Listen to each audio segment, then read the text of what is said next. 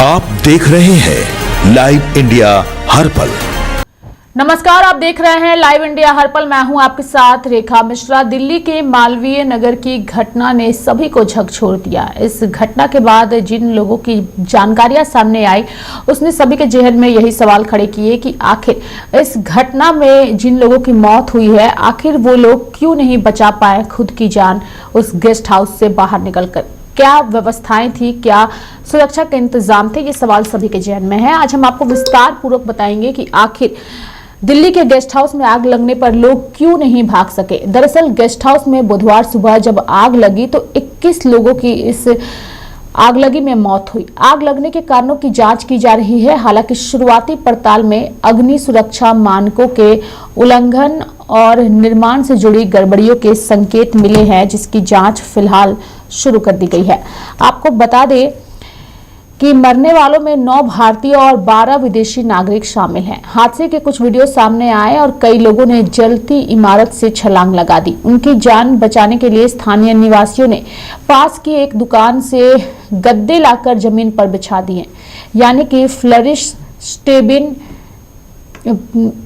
पिछले 7 से 8 साल से हौज रानी इलाके में चल रहा था। इसे केवल 6 कमरे बनाने की इजाजत थी, लेकिन समय के साथ 4 मंजिला और बन गई। इसमें 25 कमरे बना दिए गए। यह गेस्ट हाउस बिना वैध फायर एनओसी के संचालित हो रहा था। इसके बेसमेंट में भी लोग रुके हुए थे। मालवीय नगर मेट्रो स्टेशन के गेट नंबर 3 के निकट बने इस गेस्ट हाउस में प्रति बिस्तर के हिसाब से सुविधा दी जाती थी। दिल्ली अग्निशमन सेवा की शुरुआती जांच में संकेत मिले हैं कि आग की शुरुआत भूतल पर सीढ़ियों के पास हुई हो सकती है। जांच में यह भी सामने आया है कि इमारत की खिड़कियां सील थी, जिसके कारण अंदर मौजूद लोगों के लिए बाहर निकलना मुश्किल हो गया। बचाव कार्य में भी मुश्किलें आई। चश्मदीद इसरार अली मौके पर पहुंचने वाले शुरुआती लोगों में थे। उन्होंने अपने साथियों के साथ मिलकर फंसे लोगों को बाहर निकालने में मदद की। वह DW को बताते हैं उन्होंने जानकारी देते हुए बताया है कि जैसे ही धुआं दिखाई दिया, हम होटल की ओर दौड़ पड़े। उस समय सुबह करीब 8:45 हो रहा था और हम लगातार लोगों को आवाज देकर बाहर निकालने और जान बचाने के लिए कूदने को कह रहे थे। होटल में कई विदेशी नागरिक भी ठहरे हुए थे, वो हमारी भाषा नहीं समझ पा रहे थे। दिल्ली पुलिस के अनुसार आग सुबह करीब 9 बजे लगी, जिसके बाद मौके पर दमकल विभाग की 8 गाड़ियां भेजी गई और आग बुझाने का अभियान शुरू किया गया। हालांकि स्थानीय निवासियों का आरोप है कि दमकल की गाड़ियां 45 मिनट देरी से आई। अग्निशमन अधिकारियों ने बताया कि 5 मंजिला यह इमारत गेस्ट हाउस के रूप में संचालित की जा रही थी और यहाँ ठहरे यात्री बांग्लादेश, अफ्रीका, मध्य एशिया और दक्षिण एशिया के दूसरे देशों से आए थे। इनमें से अधिकांश लोग अपने परिजनों के साथ चिकित्सा उपचार के लिए दिल्ली पहुंचे थे। पास ही में साकेत के मैक्स अस्पताल में उनका इलाज चल रहा था। बता दें कि कई शव बाथरूम और बिस्तरों के नीचे भी मिले हैं। आग और धुएं से बचने के लिए लोगों ने वहां छुपने की कोशिश की थी। होटल में आने जाने के लिए केवल एक ही मुख्य गेट था और उस पर इलेक्ट्रॉनिक लॉक लगा हुआ था। आग लगने के बाद बिजली चली गई, जिसके कारण लॉक ने काम करना बंद कर दिया और गेट नहीं खुल सका। कई लोग इमारत में ही फंसे रह गए। इलाके के निवासी मोहम्मद अफजल ने बताया कि आग लगने के बाद लोगों को बाहर निकालने के लिए स्थानीय लोगों ने पत्थरों और हथौड़ों की मदद से गेट का लॉक तोड़ा। अफजल ने बताया कि हौजरानी में इस तरह से संचालित होने वाली यह अकेली इमारत नहीं है। पास में अस्पतालों और कॉलेजों की मौजूदगी के कारण बड़ी संख्या में मरीज, उनके परिजन और छात्र यहाँ के होटलों और गेस्ट हाउसों में ठहरते हैं और इसी मांग का फायदा उठाने के लिए इलाके में कई ऐसे होटल और गेस्ट हाउस चल रहे हैं। इसके साथ ही बताया गया कि जांच में जो है कई सारी बातें स्पष्ट तौर पर सामने आई है और मामले की जांच भी जारी है। पुलिस, दमकल विभाग और दूसरी आपातकालीन सेवाओं के संयुक्त प्रयास से 39 लोगों को इलाज के लिए मैक्स अस्पताल, साकेत, एम्स ट्रॉमा सेंटर और पंडित मदन मोहन मालवीय अस्पताल में भर्ती भी कराया गया। इनमें से 8 लोगों को उपचार के बाद छुट्टी भी दे दी गई है। वहीं मुख्य अग्निशमन अधिकारी अभिलाष कुमार मलिक ने बताया कि इमारत में बेसमेंट, भूतल और उसके ऊपर 5 मंजिलें थी। हर मंजिल यहां तक कि छत पर भी कमरे बनाए गए थे। इमारत की बनावट ने अंदर फंसे लोगों की स्थिति को और गंभीर बना दिया। इसके साथ ही उन्होंने बताया कि इसकी वजह से फंसे लोगों के पास बाहर निकलने की गुंजाइश काफी कम बची थी। खिड़कियां सील थी, हवा के आने जाने का कोई रास्ता नहीं था। ऐसी इमारतें एक शाफ्ट की तरह काम करती है, जहां गर्मी और धुआं कुछ ही सेकंड में पूरी इमारत में फैल जाता है। इससे लोगों को सुरक्षित बाहर निकलना बेहद मुश्किल हो जाता है।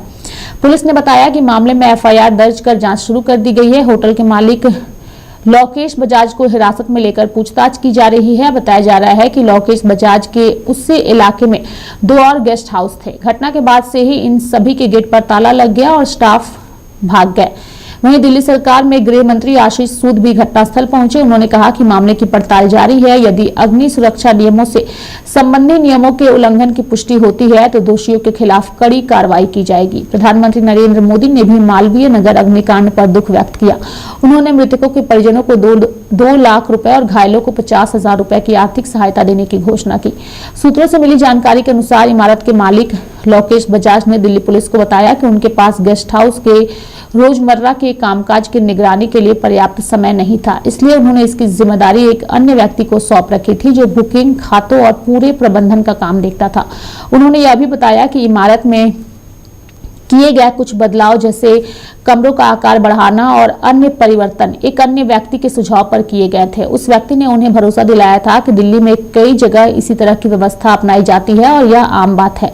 वहीं विदेश मंत्री एस जयशंकर ने बताया कि विदेश मंत्रालय संबंधित देशों के दूतावासों के संपर्क में है और प्रभावित लोगों को हर संभव सहायता उपलब्ध कराई जा रही है।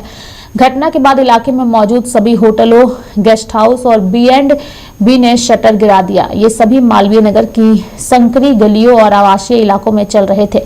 फिलहाल अगर हम बात करें नियमों के उल्लंघन की, तो नियमों का उल्लंघन करने वाले सभी B&B को तुरंत सील करने के निर्देश भी दिए गए हैं। पर्यटन मंत्री कपिल मिश्रा ने उन्होंने भी बताया कि दिल्ली सरकार की B&B नीति करीब 1 महीने पहले ही वापस ले ली गई थी। यानी कि दिल्ली के मुख्यमंत्री रेखा गुप्ता ने भी आश्वासन दिया है कि मामले में तेज कार्रवाई हो रही है और अग्नि सुरक्षा मानकों का उल्लंघन करने वाली अवैध संपत्तियों, अनधिकृत गेस्ट हाउसों और अन्य प्रतिष्ठानों के खिलाफ पूरे शहर में विशेष अभियान चलाया जाएगा। और ये पहली घटना नहीं है, ना तो दिल्ली के अंदर ये पहली घटना है, ना ही देश के अंदर पहली घटना है।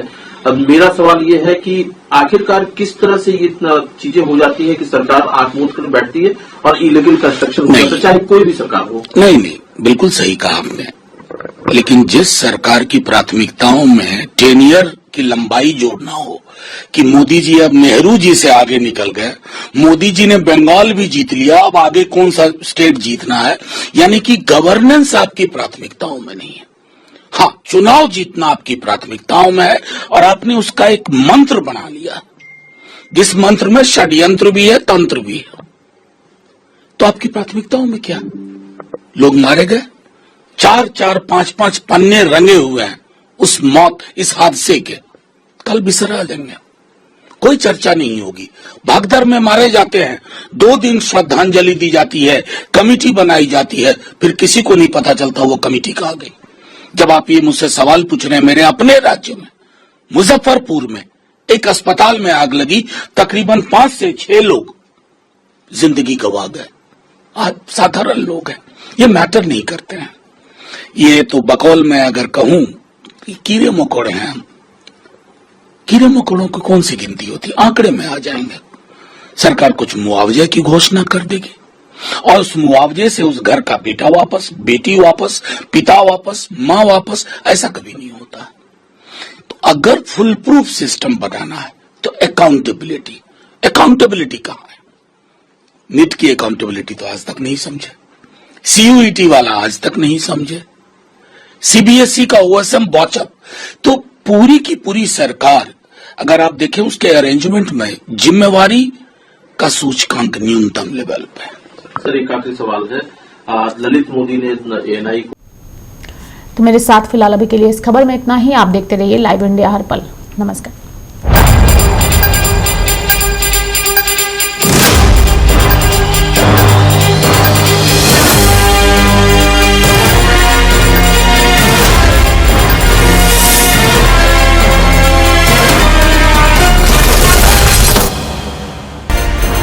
देख रहे हैं लाइव इंडिया हर पल।